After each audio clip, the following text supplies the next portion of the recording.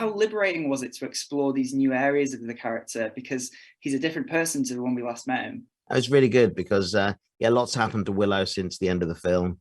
His life has been turned upside down by several events, you know, some of them quite challenging.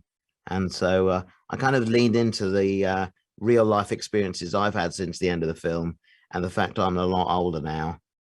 Instead of kind of fighting those things, I thought, no, I'm just going to go with who I am now and bring those experiences to the character, which I think helps because you see a real kind of weight, and there's a lot more gravitas to Willow now. Another element to him which I love is there's a lot of humor in the character, and I'm wondering, you know, how fun was it to lean into that? I was so encouraged by John Kasdan. You know, for him, do you remember my series Life's Too Short with Ricky Gervais?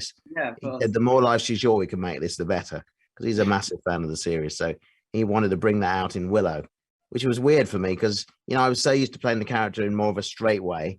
Then when he said, no, you can be as kind of broad as you want with this, the funnier, it's be funnier, and encouraged improvisation and ad-libbing of scenes.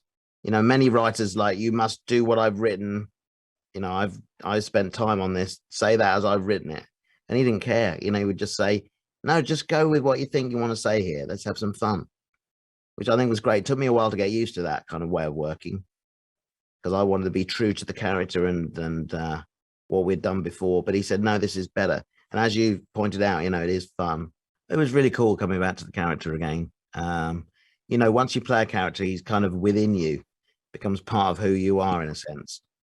Now, character of Willow was always in me, and on going into the series project, Ron Howard said to me, he said, you had great instincts when we did the film.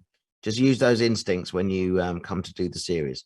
You know, listen to the director, but often go with what you feel is right for the character.